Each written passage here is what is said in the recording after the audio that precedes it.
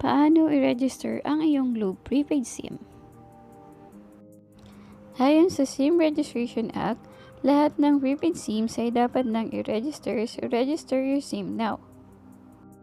Ito ay para mabawasan ang mga spam at scam messages. Umpisahan na natin ang ating step-by-step tutorial.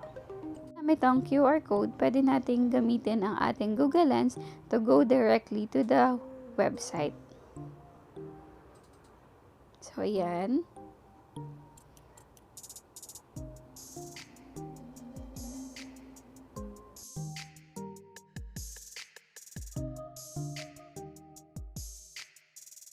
I-enter na natin ang ating 10-digit mobile number at i-click ang register.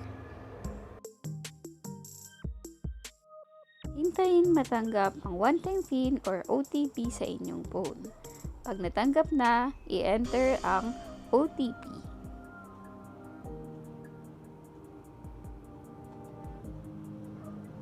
Pagkatapos ay i-fill out ang form. I-enter lang ninyo yung mga personal details ninyo, address, birthday. Then, click lang natin yung next. Mag-selfie at mag-upload ng isang government ID. So, pwede na nating i-prepare or picturean ang ating mga ID at mag-selfie at i-save sa ating phone. Para kapag mag-upload tayo, automatic na nakasave lang sa ating phone yung ating selfie and yung ating ID. I-click lang yung ID type, tapos piliin kung ano yung meron tayong ID.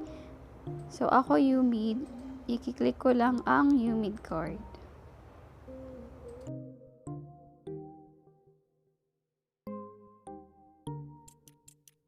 Tapos, i-enter natin ang ating UMID card number.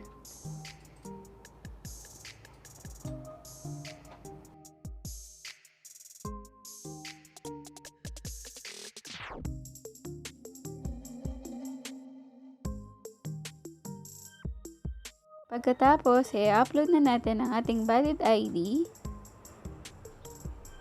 Yan, so try natin siyang picturean. Ayan, so kapag nag-red, ibig sabihin nag-exceed yung file ng 2 MB. So, kailangan nating paliitin yung size ng photo. So, sinend ko siya sa FB Messenger and then sinave ko para lumiit yung size niya. So, ayan, i-click na natin yan. Yan, so okay. And then, upload na rin natin ang ating selfie. So, ayan, nag-try tayong mag-selfie ulit.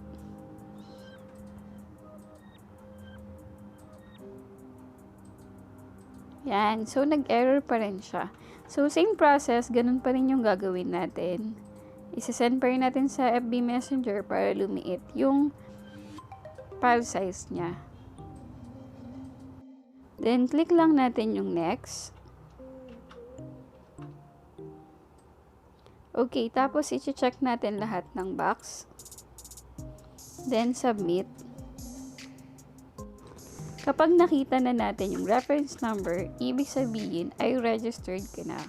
So, makakatanggap tayo ng SMS galing sa Globe na tayo ay registered na. So, ayan yung message. Hi, we're happy to inform you that you have successfully registered your prepaid SIM. Please take note of your reference number.